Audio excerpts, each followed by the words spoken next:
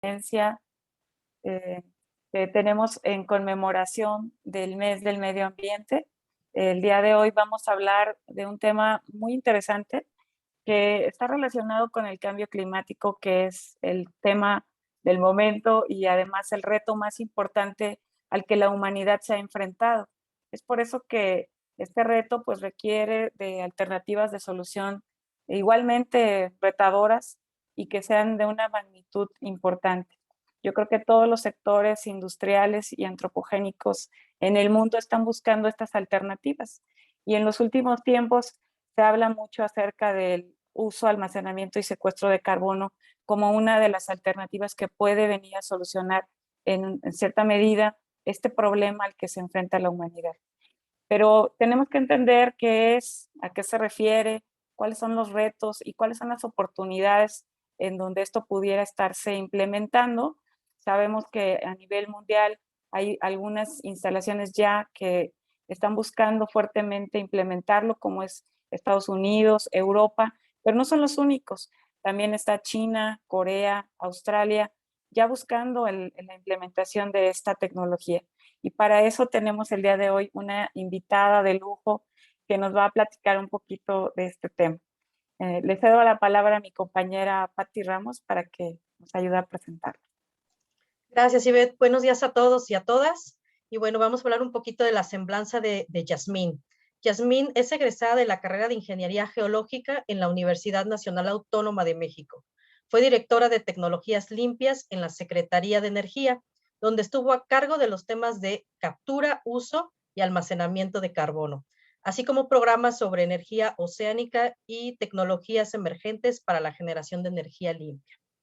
Es líder actualmente del proyecto de almacenamiento geológico de CO2 en la Comisión Federal de Electricidad y representante de México en el Carbon Sequestration Leadership Forum y el ISO TC 265 sobre el captura, uso y almacenamiento de carbono. Actualmente trabaja en temas de sostenibilidad aplicados a proyectos de captura y uso y almacenamiento de carbono y está a cargo del proyecto para la creación de plataforma mexicana de captura y almacenamiento de CO2 llamado MEX. Muchas gracias, Yasmín, por estar con nosotros y adelante. Bienvenida, Jazz. Hola, muchas gracias, Ivette, Patricia, igualmente a todas y a todos por unirse a esta sesión el día de hoy. Espero que todos la encuentren interesante y que hayan muchas preguntas acerca del tema que les voy a presentar. Bueno, pues como ya lo mencionaron, bueno, este es un tema que en los últimos años ha empezado a sonar un poco más, sin embargo no es algo tan nuevo como su nombre lo parece. Y pues vamos a explorar un poco acerca de qué se trata esta tecnología. El contenido de la sesión de hoy va a abarcar una revisión acerca de la energía y el cambio climático. Vamos a ver qué relación tienen estas dos cosas. Después vamos a entrar a un tema o un concepto que se le ha llamado el doble reto de la humanidad, que por ahí Ivette ya les platicó un poquito de qué se trata. Vamos a ver de qué va y en qué consiste esto de CCUS o la captura, uso y almacenamiento de CO2. ¿Qué se ha hecho en México y cuáles son los retos y oportunidades que tenemos para lograrlo o implementarlo? Entonces empezamos hablando de energía y cambio climático. Y aquí me gusta siempre hacer mención a que hay palabras que utilizamos cada día de nuestra vida y pocas veces nos detenemos a analizar en qué consisten. Una de esas palabras es energía. Y si yo les pregunto en este momento qué es energía, pues vendrán muchas ideas a su cabeza. Muchas veces incluso nos despertamos y decimos, hoy no tengo energía. O podemos despertar y decir, no, hoy sí, ¿no? Traigo las pilas súper bien, entonces estoy muy bien de energía. Pero entonces, ¿a qué nos estamos refiriendo con esta palabra? Bueno, la energía la podemos encontrar de muchas maneras. La podemos ver como electricidad, la podemos utilizar en nuestros aparatos eléctricos, podemos verla como aquel proceso que permite que se muevan nuestros autos o el proceso a través del cual nosotros podemos mover otros dispositivos. pero también la podemos ver a través de los alimentos que consumimos, que son una manera de proveerle de energía a nuestro cuerpo. Entonces, prácticamente la energía está en todo y es lo que hace que las cosas puedan funcionar. Y la podemos encontrar de distintas formas. Como vimos, puede ser energía mecánica, energía química, energía luminosa, y eso nos permite contar con una gran variedad de fuentes de energía que podemos aprovechar para realizar distintos tipos de trabajo. A estas fuentes de energía que nosotros aprovechamos ya a mayor escala, se les ha organizado en dos grandes grupos, que son las energías no renovables y las renovables.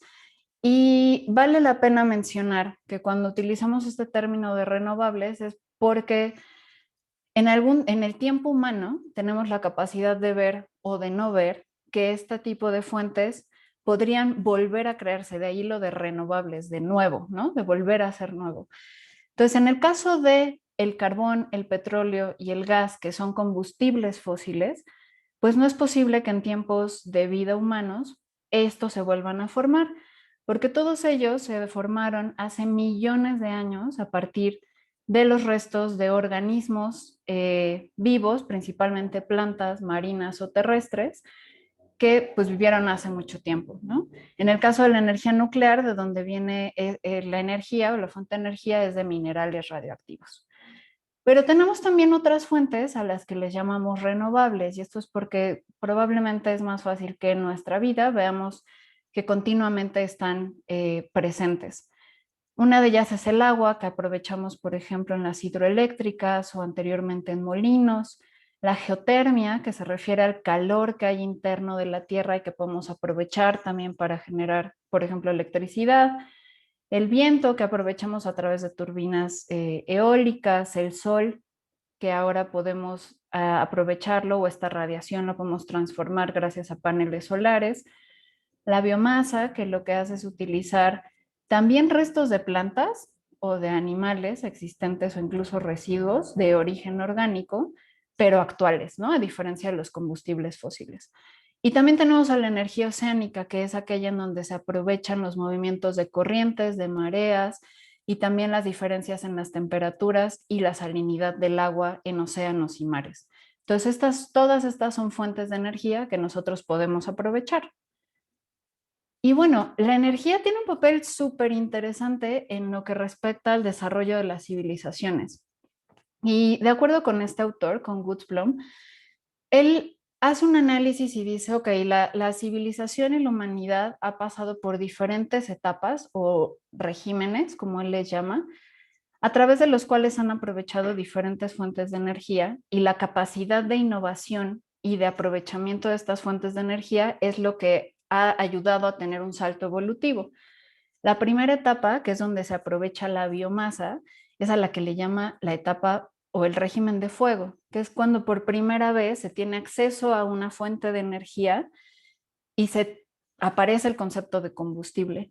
Este acceso al fuego pues permite a los humanos de ese momento defenderse de otros animales o entre ellos, y cocinar los alimentos. Todo esto empieza a darles ventajas sobre su entorno. Entonces, esta innovación en la manera en que pueden utilizar el fuego para satisfacer algunas necesidades permite que estos grupos de humanos puedan ir evolucionando. El siguiente régimen del que habla este autor es al que le llama el agrario, y es esa época en la que los grupos humanos o de personas se empiezan a concentrar alrededor de la agricultura, y aquí el aprovechamiento de fuentes como el viento y el agua a través de los molinos pues ayuda a facilitar el trabajo de moler los granos o de realizar algunos otros trabajos relacionados con la agricultura.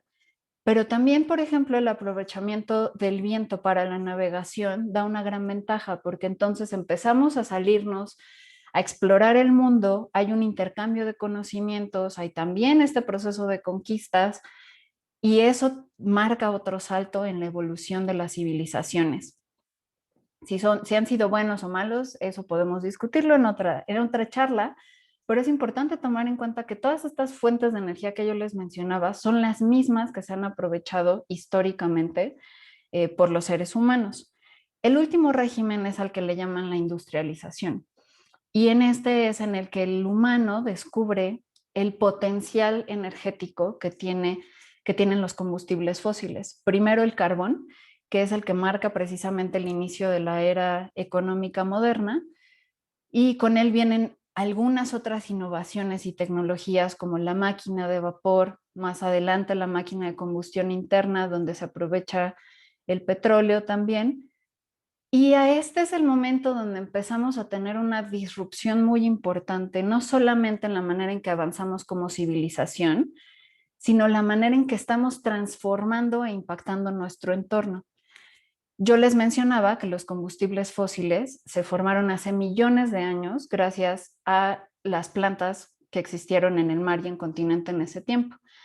Entonces, las plantas al absorber a través de la fotosíntesis el CO2 de la atmósfera, pues lo capturaron en sus estructuras y prácticamente se quedó encapsulado hasta transformarse en carbón, gas o petróleo.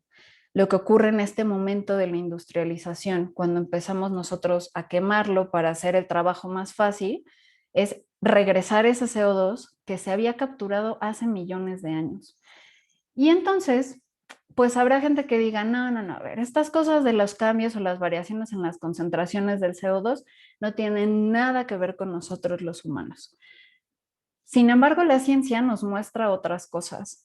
Las mediciones en los niveles de CO2 atmosférico a nivel global muestran que desde 1800 hasta nuestros días empezó a haber un incremento considerable en estas concentraciones o cantidades de emisiones de CO2 y gases de efecto invernadero a la atmósfera.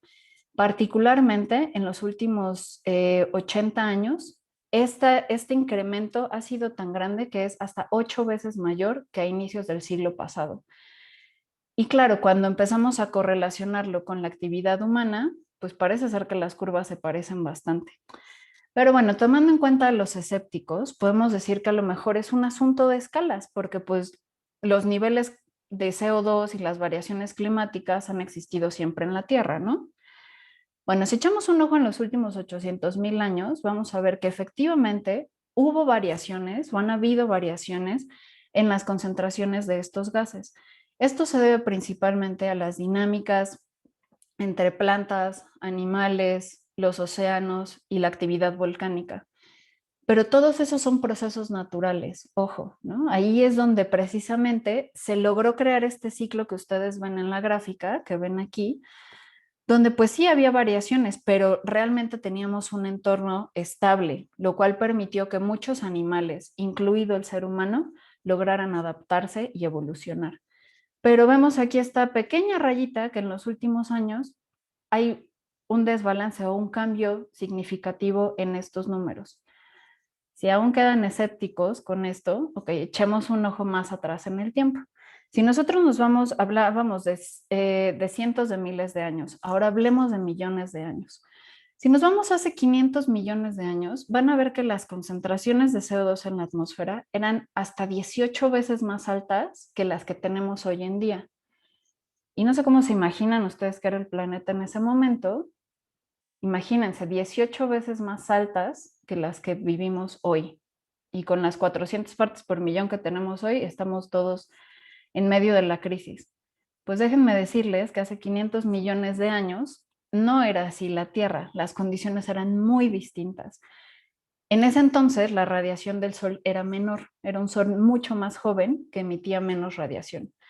Entonces, más bien fue gracias a las concentraciones muy altas de CO2 en la atmósfera que la poca radiación o la radiación que llegaba del Sol, que era más débil, se conservaba en la atmósfera y mantuvo al planeta calientito, cosa que si no hubiera ocurrido, hubiera terminado congelando al planeta. Entonces no existiríamos nosotros, ¿no? Pero gracias a la existencia de esas grandes cantidades de CO2 y de metano en la atmósfera, pudieron darse las condiciones para tener una temperatura más estable. Esta caída que ustedes ven en los niveles de CO2 en la gráfica se deben a que en este tiempo que se le llama el Silúrico, hace como 4.200 millones, 420 millones de años, es el momento en el que las plantas invaden los continentes o la tierra firme. Y durante todos estos millones de años, que no sé ustedes, pero yo con mi formación de geóloga me emociona siempre que hablo de estas cosas. O sea, les tomó millones de años a estas primeras plantas para evolucionar, poblar la tierra y después formar unos bosques tan grandes y exuberantes que tal vez ninguno de nosotros podamos imaginar, donde existían en ese momento insectos o libélulas enormes, para que se den una idea de la proporción, ¿no? O sea, de ala a ala podían ser 4 metros de una libélula. Entonces, estos grandes bosques son los que absorben todo el CO2 que hay en la atmósfera y por eso vemos esta caída tan repentina en los niveles de CO2 atmosférico. De hecho, son esos bosques los que forman después los depósitos de carbón que nosotros explotamos hoy en día o desde la revolución industrial. Y por eso este periodo, hace 350 millones de años, se le llama el Carbonífero, haciendo referencia a los depósitos de carbón. Después hay otro papel, sobre todo en esta siguiente etapa, donde se forman grandes yacimientos de petróleo, pero el petróleo está hecho a base de algas marinas. También otra decepción, lamento decirles que el petróleo no está hecho de dinosaurios, sino de algas marinas. Y estas algas marinas son las que absorben mucho CO2 y al final al convertirse en combustibles fósiles, pues se queda ahí atrapado. Y estas variaciones que ustedes ven en estos últimos años están más relacionadas con la actividad volcánica, que es un proceso geológico perfectamente normal en la Tierra, ¿no?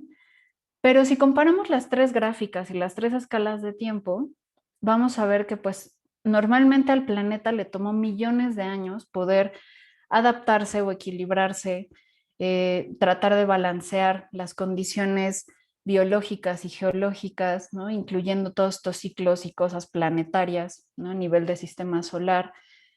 Pero hoy en día, pues los números y las gráficas que vemos en los últimos 50 años, ya no nos vayamos a la revolución industrial, son bastante alarmantes. Y aquí hay una pregunta que se me quedó muy grabada de un profesor en la universidad y que creo que fue uno de mis primeros ganchos para entrar al tema del CO2. Y es, bueno, al final de todo lo que les he contado, ¿ustedes qué dirían? ¿El CO2 es el héroe o el villano de esta historia? Pues yo diría que depende de la escala también, ¿no? En su momento fue el héroe, hoy en día es el villano, porque las grandes concentraciones de CO2 que tenemos en la atmósfera, fuera de generar este efecto invernadero, que está presente y siempre ha estado presente desde que se formó la atmósfera hace más de 3.800 millones de años, pues hoy en día es un problema que nos lleva a algo que llamamos el calentamiento global. Pero no todo está perdido ni es para que nos pongamos a llorar, porque bueno, hay mecanismos naturales que nos están ayudando a este balance, como habíamos mencionado. Y esta gráfica me gusta mucho porque de manera visual y muy rápida entendemos qué elementos o qué sistemas naturales están absorbiendo CO2 en qué cantidades. Entonces, si nos vamos a esta primera bolita azul, vamos a ver que la atmósfera captura algo así de 839 gigatoneladas de CO2. El permafrost, que es esta parte septentrional de los bosques septentrionales, donde están congelados también plantas que existieron hace miles de años, tiene algo de por ahí de 1.600 gigatoneladas. Los suelos y la vegetación en conjunto almacenan por ahí de 2.300 gigatoneladas. La superficie oceánica, que es la parte pues más superficial del mar, donde hay muchas algas y el fitoplancton y el zooplancton, captura por ahí de 900 gigatoneladas. Pero el mar profundo es el que tiene esta mayor capacidad de absorción de CO2 en una magnitud de más o menos 37.000, 38.000 gigatoneladas de CO2. Por eso es que los mares son súper importantes, porque ellos no tienen esta conciencia de decir, no, hay déjales el CO2 en la atmósfera y que se ahoguen solitos, ¿no? El mar sigue absorbiendo ese CO2 y eso provoca cambios en su química que puede tener impactos muy fuertes en toda la dinámica planetaria. De hecho, la extinción masiva geológica, ¿no? En toda la historia de la Tierra se debe precisamente a un cambio en la química del mar. Entonces, el riesgo que tenemos es muy alto. Y la desventaja de estar en la modalidad online es que no les puedo preguntar las cosas directamente, pero espero que estén haciéndose estos cuestionamientos en mente. Yo aquí les estoy hablando de gigatoneladas, Pero ¿cuántos de ustedes, si yo les digo, a ver, agarren una hojita de papel y dibújame cuánto es una gigatonelada, podrían tener alguna referencia de cuánto es? No sé ustedes, pero yo no, hasta hace muy poco no la tenía. Pero para que ya la tengan, les voy a mostrar esta imagen. Una gigatonelada sería el equivalente a tener un cubo de más o menos 8 kilómetros por lado. Para que nos la podamos imaginar y visualizar, esta imagen, esta foto que tienen aquí, es el pico de Orizaba, que es la montaña más alta en México, y que tiene una altura de 5.600 metros. Entonces, si viéramos un cubo, para darnos una idea de cuánto es una gigatonelada, pues sería una comparación de este tipo. Ya les dejo que ustedes en un rato libre se imaginen qué representa 37.000 gigatoneladas. Y bueno, todos estos elementos forman parte de lo que llamamos el ciclo del carbono. Como ven aquí en blanco están todos los sistemas que yo acabo de mencionar. Y hay algunos procesos que de manera natural pues se compensan. Por ejemplo, la respiración de las plantas y el decaimiento de algunos minerales se compensa con la fotosíntesis. El intercambio entre océano y mar, ¿no? Entre lo que se produce CO2 y se absorbe, también mantiene un equilibrio. Pero resulta ser que todo lo que está relacionado con actividades humanas como la agricultura, la ganadería y el cambio de uso de suelo, no tiene en realidad algo que pueda compensarlo de manera pues equitativa, ¿no? Lo mismo pasa cuando quemamos combustibles fósiles, que ya quedamos que son los que tienen almacenado ese CO2, esos miles de millones de toneladas de CO2 que había hace millones de años y que ahora estamos liberando a través de los procesos industriales o la generación de energía.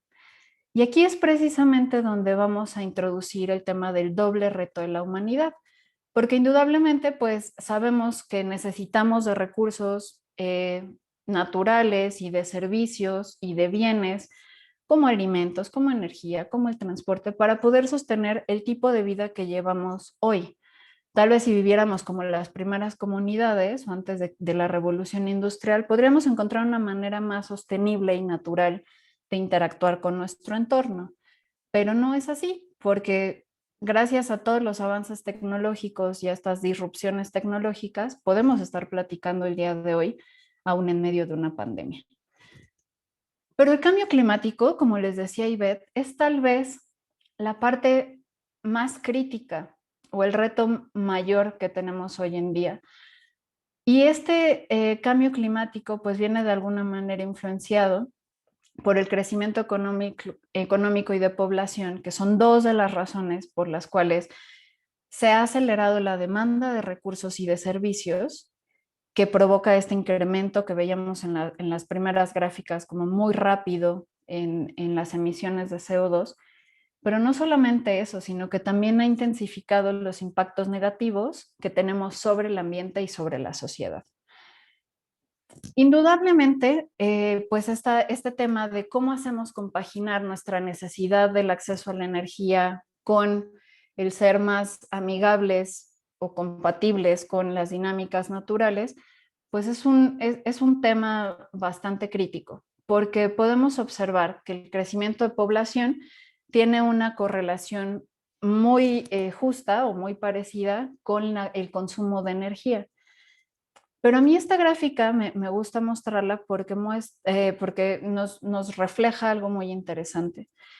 Independientemente de que consideramos que la población seguirá creciendo y por ahí de 2050 se calcula que seamos grosso modo 9.000 millones de personas, dicen quienes estudian estos temas que esa curva en algún momento se va a empezar a achatar o a aplanar. Pero si observan la línea amarilla o naranja, se van a dar cuenta que esa curva en ningún momento se aplana. Y un ejercicio rápido para entender quizá por qué pasa eso es que les pido que volteen a su alrededor, en la comodidad de sus casas, sus oficinas, y me digan qué de lo que hay ahí no implica un consumo de energía directa o indirectamente. Y si nos vamos un poco a las cosas directas, todos los días y la mayoría de los avances tecnológicos requieren de energía. Todos los días tenemos un nuevo dispositivo que hay que conectar y cargar a la electricidad, ¿no? Hay que darle energía.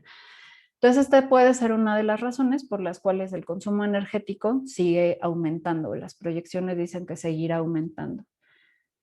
Entre todos los sectores o las actividades que desarrollamos que generan más emisiones de combustibles fósiles, tenemos a la cabeza la electricidad y la calefacción, el transporte, la manufactura y construcción y la agricultura. Son los principales 4 responsables, digamos, de las emisiones, seguidos por otras más como la silvicultura, emisiones fugitivas, algunas actividades industriales, los edificios o las residencias, los residuos, la aviación y los barcos, ¿no?, internacionales.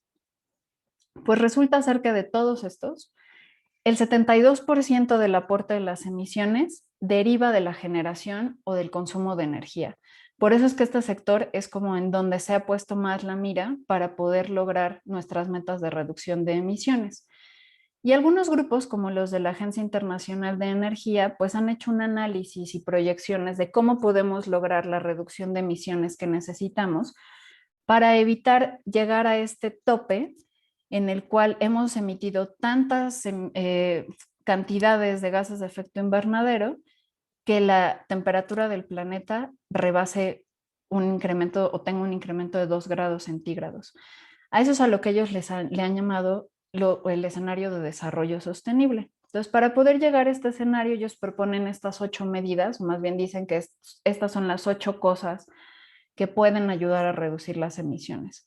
Uno es la eficiencia energética o la reducción de la demanda de energía, y ahí les tengo una fabulosa noticia. Todos podemos formar parte de ese porcentaje. Dejemos de consumir energía que realmente no necesitamos, ¿no? Apagando las luces que no estamos usando y evitando tener computadora, tele, tablet y todo lo que se pueda conectado y encendido al mismo tiempo, ¿no? Todos podemos ser parte de eso. Otra opción es el uso de hidrógeno como combustible limpio.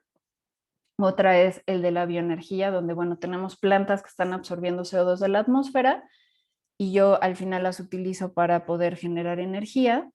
Otras energías renovables, como la solar, la eólica, la geotermia, la oceánica, que si ven tienen una gran aportación, pero aún necesitamos como más desarrollo tecnológico en algunas de ellas. La electrificación, que lo que hace es evitar que estemos quemando combustibles fósiles, sino más bien utilizando energía que se genera por las renovables. El cambio de combustibles, que es, por ejemplo, en vez de utilizar carbón en algunos procesos, pues podemos utilizar residuos o podemos utilizar gas natural, algo que reduzca la cantidad de emisiones de CO2 que se generan. El desarrollo de tecnologías, pues implica también hacer sistemas más eficientes, y la captura, uso y almacenamiento de CO2, que si se dan cuenta en toda la fotografía, tiene un número no despreciable, del 14% en su contribución. Y por eso es que el día de hoy vamos a platicar acerca de esta tecnología. Bueno, el nombre de CCUS o CCS viene de sus siglas en inglés y pues así se le ha dejado. Como es un nombre muy largo para traducirlo y es más rápido decir CCS o CCUS, pues así se quedó, ¿no? Y prácticamente esta tecnología lo que busca es reducir emisiones de origen antropogénico. ¿De qué manera generamos emisiones? Pues yo les decía, a través de la generación de energía o de procesos industriales. Entonces la idea es que una vez que yo quemo un combustible, en vez de liberar todos esos gases a la atmósfera, yo los direcciono a una planta o a un sistema donde puedo separarlo y después pues le vamos a dar un uso. Algunas de estas fuentes de CO2 a partir de las cuales podemos capturarlo son las plantas de generación de electricidad, o sea, cualquier termoeléctrica, ya sea de gas natural o de carbón. También podemos tener la industria pesada, como el cemento y el acero, u otro tipo de industrias como las petroquímicas, las refinerías o el procesamiento de gas. En las dos primeras, en la generación de energía y en la de la industria pesada, requerimos forzosamente de un sistema adicional de captura. Y lamentablemente, pues este sistema es otra instalación industrial que requiere de energía y de agua y que genera residuos igual que las otras. Pero bueno, es la manera en que podemos separar el CO2. Comparado con la última lista de industrias, donde en el mismo proceso de generación o de transformación de distintos materias primas, el CO2 es un subproducto, entonces no necesitamos tener una planta de captura, sino simplemente capturar ese CO2 y llevarlo a un ducto que nos va a permitir, como ven aquí, transportarlo hasta sitios donde podemos almacenar ese CO2. Los medios donde podemos almacenar el CO2 tradicionalmente, o más bien por excelencia, diría yo, son formaciones geológicas. Cuando yo me refiero a formaciones geológicas, es una roca que se encuentra a varios kilómetros en el subsuelo y que por sus características de las cuales vamos a hablar ahorita, permite almacenar el CO2. Dos de ellas, o las más importantes, son los campos petroleros y otras formaciones a las que llamamos acuíferos salinos profundos. Este nombre viene porque significa, el de acuíferos salinos, porque es una roca que en sus microporos tiene agua tan salada que no se puede usar para nada. Entonces, por eso se les llaman acuíferos salinos y son profundos porque este tipo de salinidad en el agua, en las rocas, no lo encontramos arriba de los 1000 metros. Ahora, cuando nosotros pensamos en almacenar el CO2, precisamente pues no se realiza a un nivel muy superficial, que es donde están, por ejemplo, los acuíferos de agua potable o donde se llega a filtrar el agua meteórica o el agua de lluvia, que tampoco es que le tome 3 días filtrarse, pero ahí es donde se va acumulando, sino que nosotros vamos a buscar formaciones, como ven en esta imagen, que estén muy profundas. Para que se den una idea de la profundidad a la que almacenamos el CO2, que es también por debajo de los 1000 metros de profundidad, podemos utilizar esta escala donde vemos la Torre Mayor, que es la torre más alta aquí en la Ciudad de México, hasta donde me quedé, a lo mejor ya hay una más alta, pero si ponemos o apilamos 5 veces esa torre, esa sería la profundidad a la que estaríamos inyectando el CO2. La razón por la cual lo inyectamos a esa profundidad es porque las condiciones de presión y de temperatura permiten que el CO2, en vez de estar en estado gaseoso y ocupar volúmenes muy grandes, se encuentre en estado líquido. Entonces eso reduce su volumen y permite que sea un poco más estable su almacenamiento. Una vez que echamos un ojo allá abajo, ya nos fuimos a profundidad a 1000 metros en el subsuelo, vamos a encontrar distintos tipos de rocas.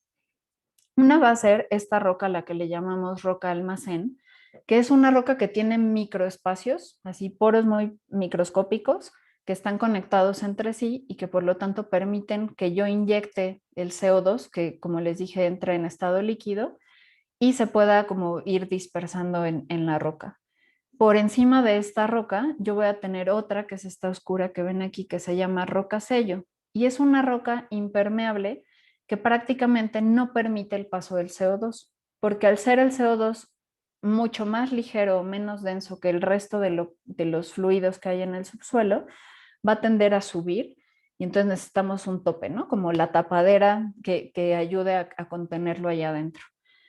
Algo interesante o que creo que vale la pena tomar en cuenta es que estos poros en el subsuelo no están vacíos, no existe el vacío en el subsuelo.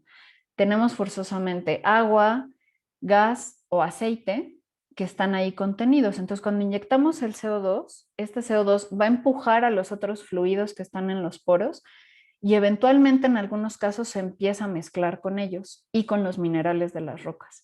Esto nos favorece mucho porque al paso del tiempo, esa combinación entre los fluidos y los minerales llega a formar precisamente nuevos minerales, quedando atrapado de manera permanente el CO2. Si echamos un ojo cómo se vería allá abajo el CO2 una vez que es inyectado, van a ver que entonces tiende a ir hacia arriba, hacia donde está la roca sello, y obviamente esta imagen es una exageración para poder entender la porosidad. No es así, en el subsuelo no existen estos grandes huecos. Imagínense kilómetros de roca aplastándose, es imposible que existan estos espacios, ¿no? Ni los yacimientos de agua, ni de petróleo, ni de gas son grandes albercas. No es así, son rocas, ¿no? Muy sólidas. Si echamos un ojo a nivel microscópico, y esta es una imagen de laboratorio, esto es lo que se vería cuando el CO2 se inyecta en el subsuelo. Aunque esté en estado líquido, al ser menos denso, va a tender a ir hacia arriba. Uno de los usos, e incluso en uno de los medios que yo les mencioné, que son los campos petroleros, podemos nosotros inyectar el CO2 y aprovecharlo para poder recuperar el petróleo o el aceite que se encuentra en las rocas o en los yacimientos. Lo que ocurre es que el CO2 se puede mezclar con el aceite, al contrario del agua. O sea, si nosotros, por ejemplo, tenemos aceite en las manos y nos queremos lavar únicamente con agua, pues no va a pasar nada, el aceite se nos va a quedar ahí porque no son inmiscibles, ¿no? No podemos mezclar el agua y el aceite. Y hasta hay por ahí algunos dichos interesantes, ¿no? De que no se mezcla el agua con el aceite. Eso mismo pasa en el subsuelo, pero el CO2 sí tiene esta característica de que cuando se encuentra con el aceite, sí se pueden mezclar. Entonces, esto ayuda a que en algunos campos donde hay grandes cantidades de petróleo, pues se inyecta el CO2, se mezclan y esto facilita la extracción del CO2. Una vez que el CO2 combinado con el aceite sale a superficie, se separan estos dos elementos y el CO2 se vuelve a reinyectar, o se reinyecta más bien, y así impedimos que toque la atmósfera. En el mundo hay muchos proyectos donde se ha utilizado CO2 natural para estos proyectos y esos no serían proyectos de CCUS porque la condición para que sea un proyecto de CCUS es que el CO2 sea CO2 de origen antropogénico. Existen otros usos del CO2, además de este que les mencioné, que es la recuperación mejorada de petróleo. Hay otras nuevas tecnologías como esta que es la captura directa del aire, combinada con CCS, donde se instalan estas grandes turbinas que van filtrando el aire. Tenemos otro donde en plantas de bioenergía se les instalan sistemas de captura de CO2 y ese CO2 se almacena. Durante la producción de hidrógeno también se le puede añadir un sistema de captura de CO2 haciendo un proceso limpio de emisiones. Y hay otros usos que, bueno, más que hablar como de almacenamiento, pues son usos en la fabricación o producción de concreto, de metanol, de polímeros, en el crecimiento de algas o en el enriquecimiento de suelos. En la mayoría de ellos, en estos primeros 4, algo que debemos tomar en cuenta es que no solo basta con capturar el CO2, ese CO2 se tiene que ir a algún lugar, porque eso es algo que luego la gente critica mucho o que me han a mí hecho comentarios, ¿no? Oye, es que estás inyectando el CO2 en el subsuelo y entonces estás contaminando. A ver, primero, a la profundidad a la que estamos inyectando, no hay pues nada que se pueda hacer, solamente hay rocas con algunos fluidos, les digo agua salada, que ni siquiera desalinizarlo es viable, o sea, son más minerales que agua lo que hay ahí, ¿no? Y la otra cosa es que, bueno, yo capturo el CO2 y luego, ¿qué le hago? ¿No? Hay que ponerlo en algún sitio y para las grandes cantidades de CO2 que necesitamos capturar o reducir de la atmósfera, el único lugar que puede almacenarlos sin tener un impacto ambiental es en el subsuelo. Y esta grafiquita, más que irnos a detalle en ella, es algo que me gusta mucho visualmente, porque en 2017 existían 21 proyectos de CCS ya a nivel operativo, que en su conjunto estaban capturando 40 millones de toneladas por año. Entonces, cada una de estas bolitas representa esos 40 millones de toneladas. Lo que hicieron en la Agencia Internacional de Energía fue hacer una comparación o un cálculo de cuántas millones de toneladas, miles de millones, por eso aquí se gigatoneladas, miles de millones de CO2 se tienen que capturar pues para no llegar a estos escenarios catastróficos, casi de invasión zombie. Y dicen, bueno, pues mira, todas estas bolitas son las que necesitamos para 2040. 21 proyectos de CCS aportan con una bolita de estas. Entonces ahí échenle más o menos un cálculo de cuántos proyectos necesitaríamos. Y otra cosa interesante aquí es que hacen un análisis de cuánto de estas aportaciones vendrían de países de la OSD o de la no OSD, que bueno, serían como a grosso modo los desarrollados y no desarrollados. Y pues efectivamente aquí hay un reto monumental, porque gran parte de este CO2 o de esta cantidad de CO2 que necesita reducirse viene de países que están en proceso de desarrollo o países que incluso son pobres.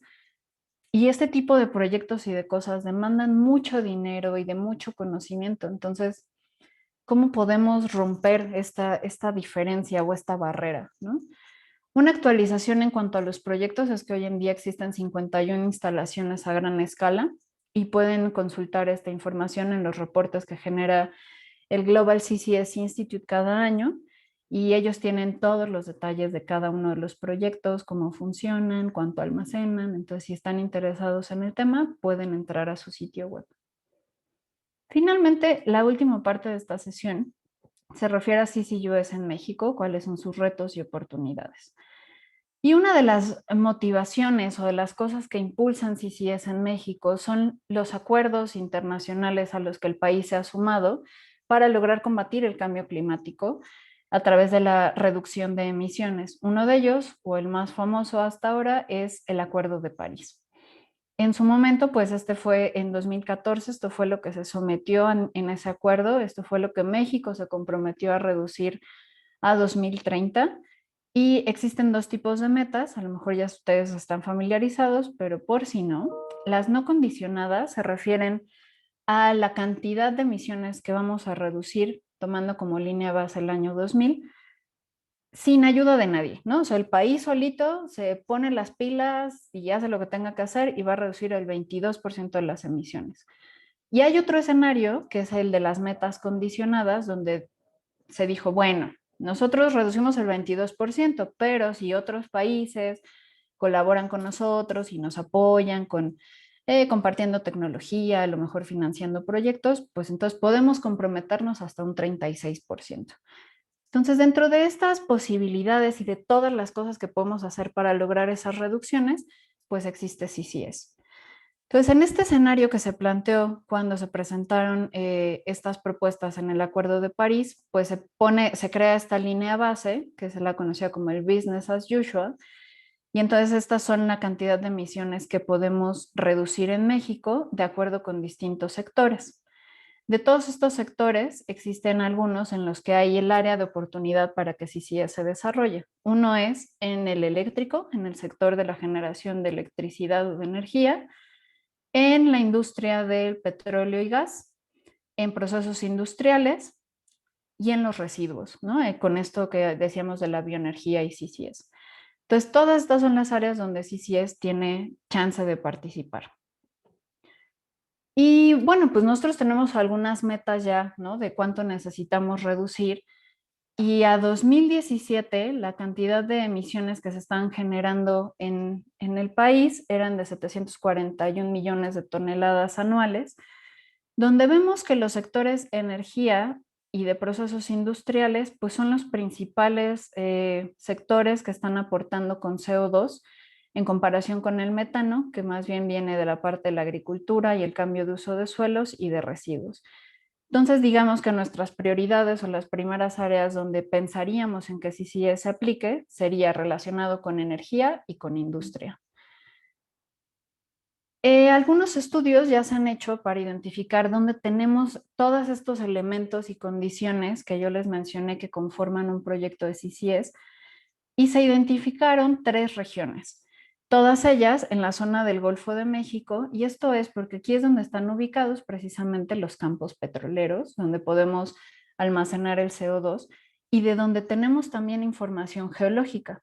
Tal vez más arriba, en el norte, pues haya sitios donde haya acuíferos salinos profundos donde podemos almacenar el CO2, pero no tenemos la información geológica necesaria, que no es nada barata. Entonces necesitamos irnos por lo que en inglés le llaman el low hanging fruit, ¿no? Como la fruta que puedo agarrar más fácil, que son estas 3 regiones.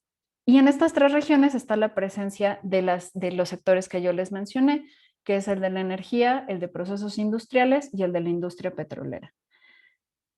Y para darles una idea de qué se ha hecho en este tema, bueno, pues no es un tema para nada nuevo. Los primeros trabajos que se realizaron o que se publicaron fueron en 2012, que fue el Atlas de Almacenamiento Geológico de CO2 de México, que formó parte de un proyecto conjunto con Estados Unidos y Canadá que se llama el North American Carbon Sequestration Atlas. Más tarde, en 2014, un grupo diseña este mapa de ruta tecnológica que se vuelve el documento rector de este tema a lo largo de los últimos años. Y en 2018 se hace una actualización de este mapa en el cual ya se incluye a la industria como una de las áreas con mayor potencial para el desarrollo de esta tecnología. Y hay un reporte que se llama Avances en la implementación de CCUS en México, que se publicó también en 2018, donde pueden ver y consultar a detalle todas las actividades y acciones que se realizaron para poder crear un marco adecuado para CCS en el país. Uno de los trabajos en los que yo me encuentro ahora colaborando es la creación de la plataforma mexicana de CCS, que esperamos esté lista este año y que nos sirva para seguir mostrando que hay un potencial con esta tecnología y ayudar también a la toma de decisiones. Y antes de cerrar con mis comentarios finales, pues quiero también traer a la mesa el tema de que CCUS no es la alternativa, no es la solución, es una de las soluciones y es una de las alternativas para poder lograr esas metas de reducción. Otras medidas que se pueden tomar y que nos pueden ayudar a la descarbonización es el uso de fuentes alternativas de energía, como las renovables, tal vez la nuclear o el hidrógeno. El cambio de combustibles, es decir, dejemos de usar carbón y utilicemos algo que tenga una huella o un impacto menor, como el gas natural o la biomasa. La cogeneración, que es el aprovechamiento de energía durante procesos, ¿no? En vez de que ciertas cantidades de energía se pierdan, pues aprovechémoslas. El reemplazo de equipos, por eso creo que es muy importante incorporar aquí la parte de la investigación y la innovación. La eficiencia energética, que como les decía, puede ir desde nuestra casa hasta procesos industriales. El incremento en la tasa de reciclado de materiales en general puede ayudar a reducir el impacto en emisiones de carbono. Y por supuesto, como vimos en la sesión, CCS y CCUS juegan un papel importante. Y bueno, pues lo interesante es que cada día hay más gobiernos e industrias que se suman a estas iniciativas de reducción de emisiones y es importante que nosotros como ciudadanos, como académicos, como personas de la industria, como gente del gobierno, tengamos muy presente que este es un problema en el que estamos metidos todos. Para muestra basta un botón que se llama COVID, ¿no? No tenemos que ir más lejos. Y este tipo de cosas nos muestran cómo estamos conectados y cómo todos tenemos que poner de nuestra parte para poder dar una solución a estos cambios y disrupciones que nos han llevado a escenarios poco favorables ni para el medio ambiente ni para nosotros. Mis comentarios finales antes de cerrar es, bueno, pues a manera de resumen, CCS es una tecnología, una de las tecnologías que puede contribuir a la mitigación de emisiones. Requerimos de políticas públicas y programas que promuevan y ayuden a su implementación, no solo en México, sino a nivel mundial. Necesitamos de la investigación y el desarrollo tecnológico como un eje fundamental para poder mejorar los procesos y reducir los costos y crear mecanismos de vigilancia. Se necesita seguir invirtiendo en investigación y desarrollo y hacerlo de la mano con la industria y con la sociedad para que tengamos soluciones realmente aterrizadas a la realidad de todos. Necesitamos también empezar a utilizar enfoques holísticos, es decir, dejar de pensar en que, pues por un lado importa si es técnica y económicamente factible un proyecto y por allá están los estudios de impacto ambiental y por allá ya se quejó la sociedad, sino que empecemos a vernos todos como un solo conjunto, como parte de un mismo sistema. A eso me refiero con un enfoque holístico y tratemos de alinear nuestras estrategias para alcanzar este desarrollo sostenible, donde no tengamos que mordernos las uñas mañana porque no vayamos a tener agua o recursos o este pensamiento de ¿y qué va a pasar con las futuras generaciones? ¿No? Otra cosa importante que remarcar es que CCS en la industria tiene un gran potencial para la descarbonización. Y en el caso de algunos sectores como el cementero y el siderúrgico, entre otros, CCS es la mayor alternativa que se tiene para la reducción de emisiones. Y eso pues se ha demostrado y está reflejado en varios estudios. Muchas rutas de mitigación, pueden leer las rutas de mitigación que generó el INEC en 2018, pues le dan un peso importante a esta tecnología, pero sigue quedando un poco al aire el cómo vamos a lograr que estas tecnologías puedan ser aplicadas y adoptadas por la industria, ¿no? No es lo mismo decirles, tienes que reducir tus emisiones, y ahí tú te las arreglas cómo, a poder ir de la mano juntos y diseñar cómo logramos esta transición a un futuro más limpio. Y por eso es que se requiere la comunicación, participación y coordinación de todos los posibles involucrados. Y bueno, pues con esto cierro mi presentación y les dejo esta frase que es un proverbio chino que me gusta mucho y que creo que vale la pena tener presente. Y es que el mejor tiempo para plantar un árbol fue hace 20 años. El segundo mejor momento o el segundo mejor tiempo es ahora. Y ahora es el momento en el que todos tenemos que tomar nuestra parte en la solución de este problema. Muchas gracias. Muchísimas gracias, Jazz. Súper interesante la conversación que tuvimos el día de hoy contigo. Realmente está para una segunda parte porque el tema es muy amplio. Digo, me ha tocado escucharte en otros momentos y sé que lo haces extraordinariamente bien en un periodo de tiempo más largo, ¿verdad?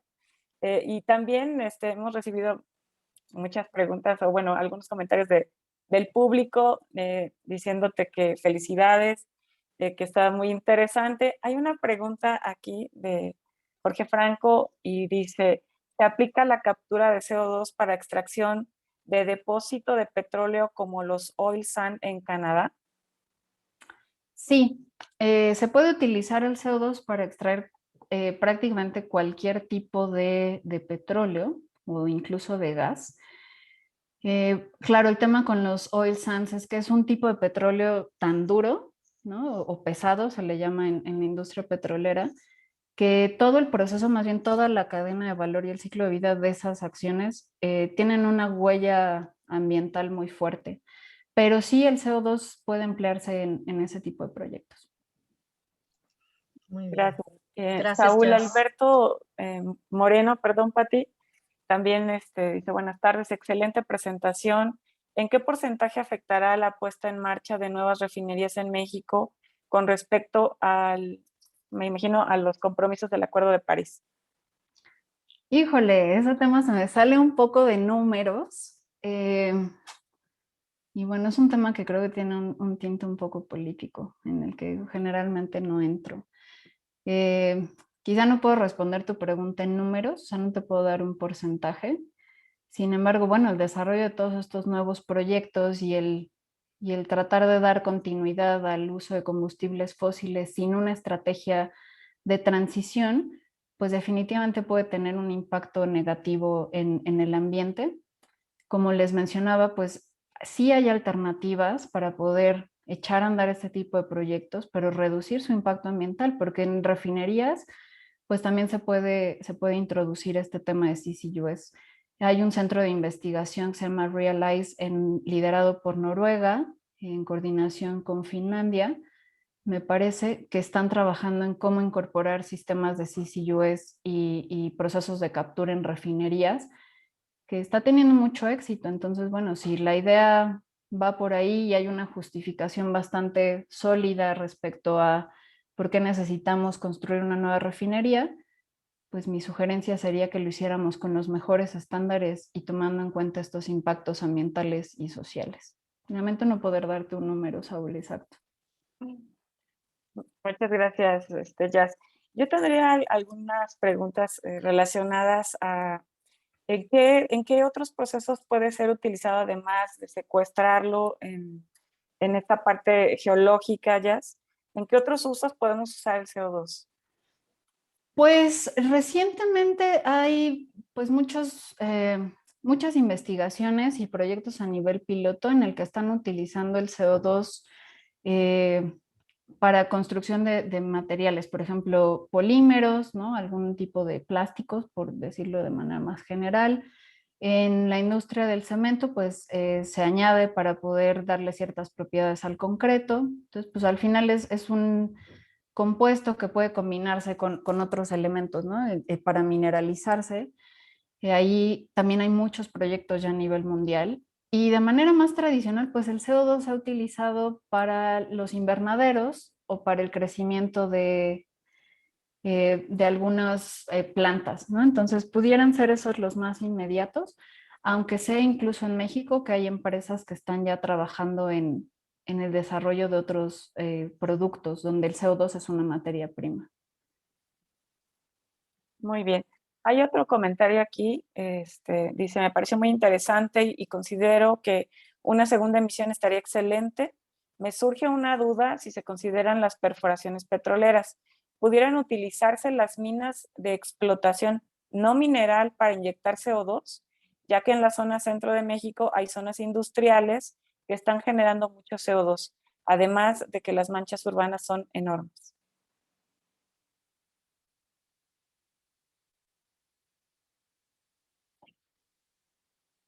Parece que perdimos Sí, allá. sí. Se quedó congelada la imagen. Sí. Pues bueno, esperemos que ahorita se una otra vez, Jazz. Ya está con nosotros. Sí, Ay, Yola, disculpen, me perdí por un momento. sí, no te preocupes, Jazz. Estábamos leyendo una de las preguntas del público, que si pudieran utilizarse las perforaciones petroleras, las minas de explotación no mineral para inyectar CO2. Sí, de hecho, esa es una, pues, digamos, de las ventajas que se tiene cuando pensamos en utilizar CO2 para recuperación mejorada en campos petroleros, porque puedes aprovechar la infraestructura que ya existe. Entonces, no necesitas crear nuevos proyectos o explorar en nuevas zonas. O sea, te reduces o te evitas todo ese impacto al irte a lo que en inglés le llaman los brownfields. Entonces, ya tienes ahí, pues ya impactaste de alguna manera la zona, ya tienes los permisos, hay infraestructura que se puede reutilizar, otra no.